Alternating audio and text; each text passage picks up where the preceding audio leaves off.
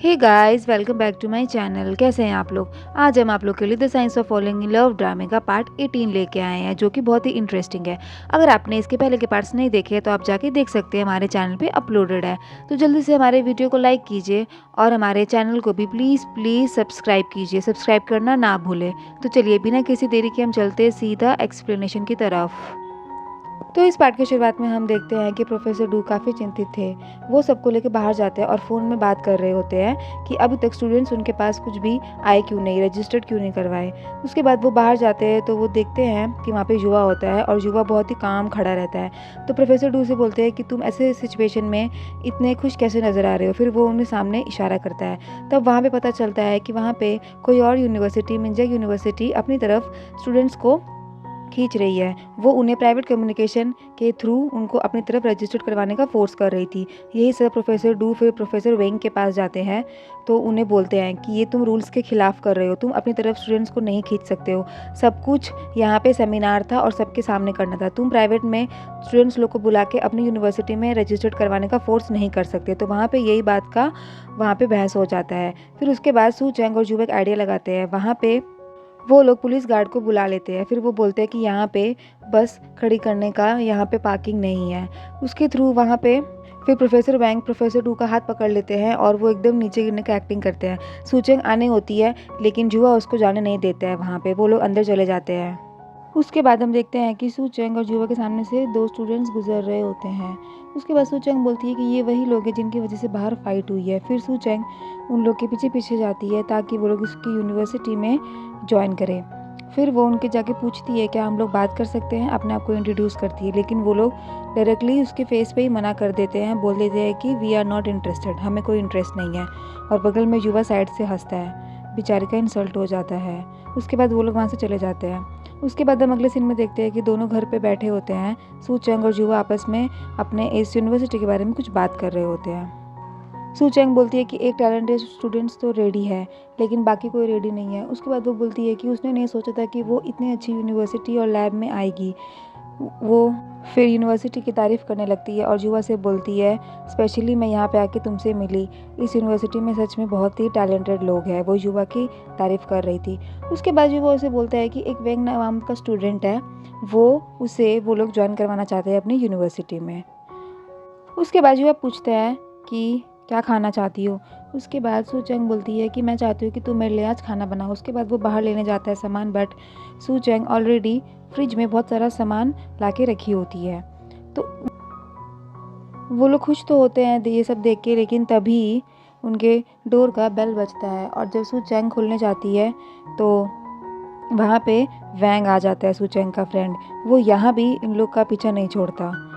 फिर उसके बाद वो डिनर ऐसे खाता है जैसे कि वो खाना ही आया हो और वो दोनों उसका एकदम शक्ल देखते रहते हैं। उसके बाद सू चेंग पूछते हैं कि तुम यहाँ क्यों आए हो। वो यही बोलता है कि मैं यहाँ पे खाने आया हूँ। उसके बाद सू चेंग बोलती है कि तुम वापस क्यों नहीं चले जाते, यहाँ पे तुम्हारा कोई काम नहीं है। तो वो अपनी तारीफ़ करते हुए कहता है कि मुझे यहाँ पे प्रिंसिपल ने कॉलेज का और जूनियर्स का रोल मॉडल का जॉब दिया है, इसीलिए मैं यहाँ पे हूँ। और वो लोग उसका मुँह ही देखते रहते हैं।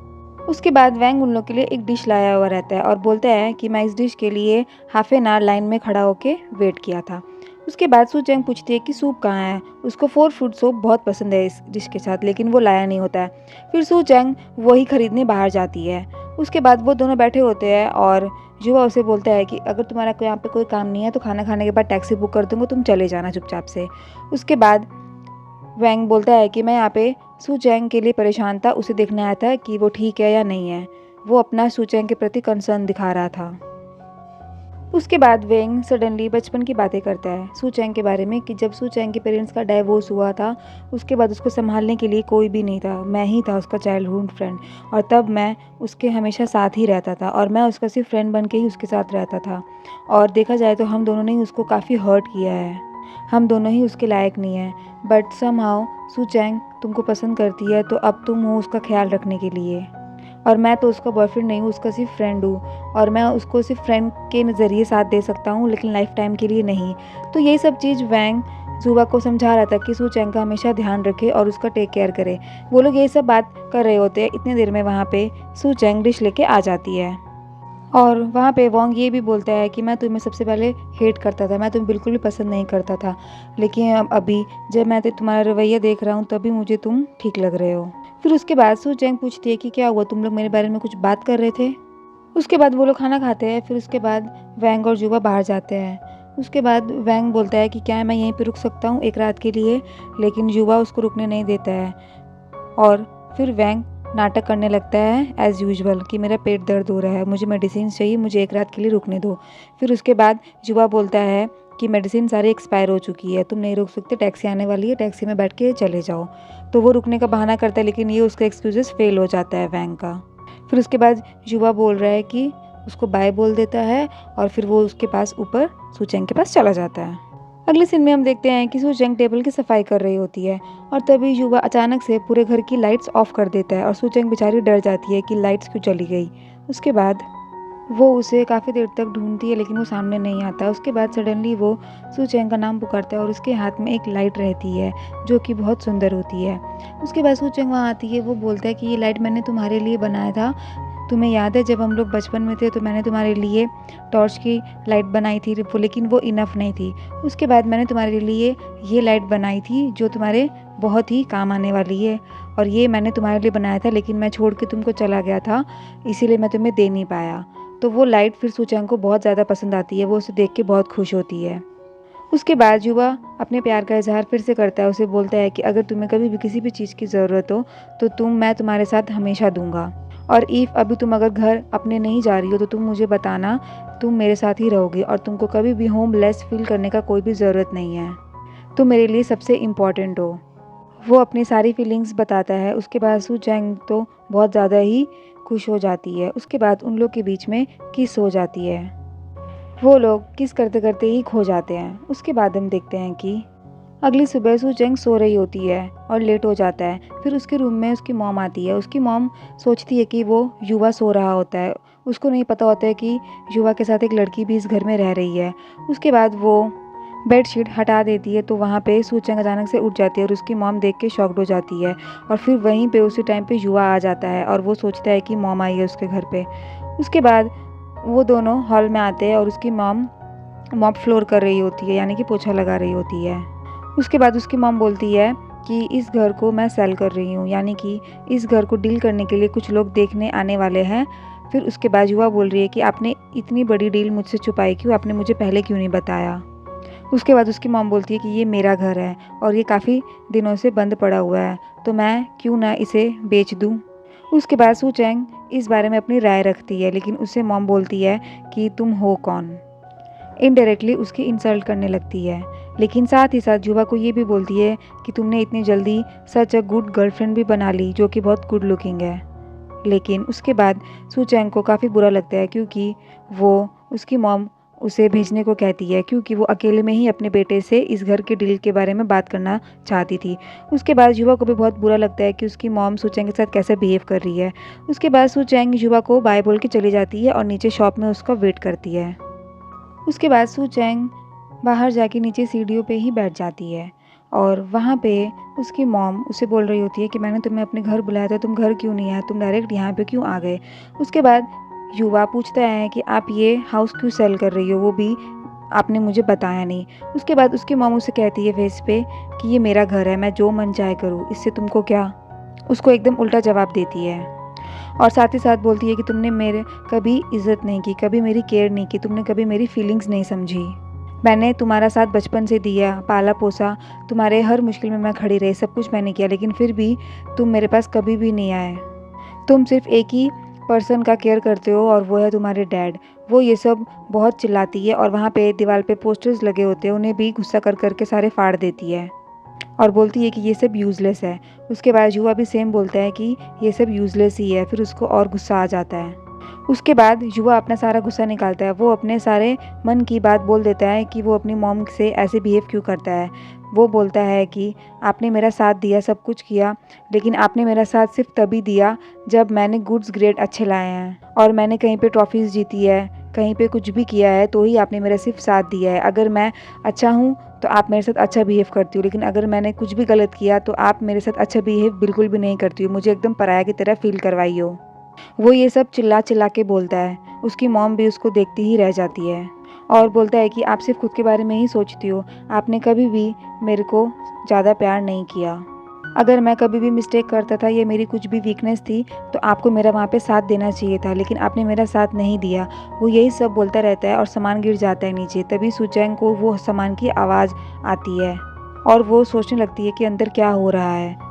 उसके बाद युवा बोलता है कि मैं तुम्हें ये सब अपने मन की बात बताना नहीं चाहता था, लेकिन आज मेरे से रहा नहीं गया और तुमने मुझे हमेशा एक टूल की तरह, खिलौने की तरह ही समझा है। तुम्हारे डैड के डिवोर्स होने के बाद तुमने मुझे सिर्फ यूज़ ही किया है। ऐसा क्यों किया? और उसकी मॉम को तो एकदम झटका ही लग जाता है ये सब सुन के।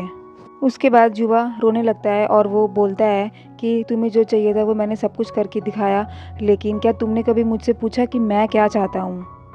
युवा यहाँ पे बहुत ज़्यादा हर्ट हो जाता है और उसकी मॉम सिर्फ सुनती ही रहती है। उसके बाद युवा एक फ़ोटो दिखाता है। उस फ़ोटो में वो लोग तीनों होते हैं, वो खुद और उसके मॉम डैड, और वो अपनी मॉम को बताता है कि ये तुम्हारी स्माइल थी और जब से डैड गए हैं तब से तुमने एक बार भी खुल के नहीं हंसा, तो ये जो फ़ोटो में है ये मेरी रियल मॉम है। और ये बोल के वहाँ से चला जाता है। उसके बाद उसको भी बहुत हर्ट होता है और उसकी मॉम भी पीछे उसके जाने के बाद बहुत रोती है।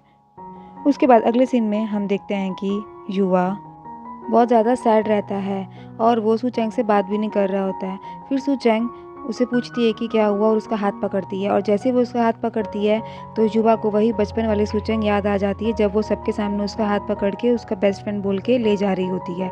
उसके बाद वो दोनों हग करते हैं और सू चैंग पूछती है कि मॉम के साथ क्या बात हुई। उसके बाद युवा बेचारा बोलता है कि हम लोग कभी बात ही नहीं करते, क्योंकि हम दोनों को बात करना आता ही नहीं है।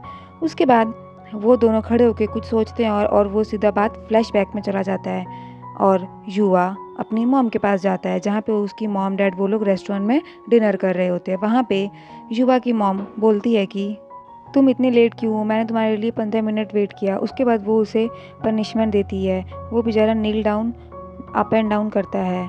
वो ज़रा भी उस पर रहम नहीं खाती है। बगल में उसके डैड उससे बोलते हैं कि रहने दो, वो बस बच्चा है, लेकिन फिर भी वो उसकी मॉम नहीं सुनती है। यही सब युवा और सुचैंग देख रहे होते हैं और युवा ये सब सोच के बहुत ज़्यादा हर्ट होता है। उसके बाद जब वो लोग रास्ते में जा रहे होते हैं तब भी युवा वही सेम चीज़ सोचता है कि उसकी मॉम उसके साथ बहुत ही बुरा बिहेव करती है, और वो रास्ते में उसको लेके जा रही थी तब उसकी मॉम उससे सिर्फ़ और सिर्फ यही बोलती है कि तुम सिर्फ रोते ही रहते हो और तुम कुछ भी नहीं करते हो। और उसके पैर में चोट भी लगी होती है, लेकिन फिर भी वो ज़्यादा ध्यान नहीं देती। और वहीं पे उसके सपने में ही वहाँ पे सुचैंग आती है और वो जू पहन पहन का रोने से उसके आंसू पहुँचती है और उसके कपड़े भी साफ़ करती है। और वहीं पे उसकी मॉम बोलती है कि मेरे पास तो टाइम भी नहीं है कि मैं तुम्हारे गंदे कपड़े धोऊं। ये सब युवा दूर से खड़ा होकर सोचता है, देखता है और वो बहुत रोता है। उसको बहुत ही ज़्यादा दुख हुआ रहता है कि आज वो अपने मन का भड़ास निकाला। और यहाँ पे सुचैंग उसका पूरा पूरा साथ देती है। फिर सुचैंग उसका मुंह ठीक करने के लिए उसे गार्डन में ले जाती है और वहाँ पे वो लोग टाइम स्पेंड करते हैं। और वहाँ पे सुचैंग और युवा फिर से फ्लैशबैक में चले जाते हैं और देखते हैं कि वहाँ कुछ लड़के जो पैन पैन को बलून से डरा रहे होते हैं, और वहाँ पे सुचैंग आ जाती है और उसे सेव करती है और बोलती है कि अगर किसी ने भी इसे डराया तो वो सबको बीट कर देगी। और इसी के साथ हमारा ये पार्ट यहाँ पे ख़त्म होता है। आगे का पार्ट देखने के लिए स्टे ट्यून्ड। आया हो तो आप इसे लाइक कीजिए, शेयर कीजिए और हमारे चैनल को सब्सक्राइब ज़रूर कीजिए। इसके अगले पार्ट का वीडियो हमारे चैनल पे बहुत जल्दी ही अपलोड होगा और वो भी बहुत इंटरेस्टिंग होने वाला है, तो देखने के लिए स्टे कनेक्टेड।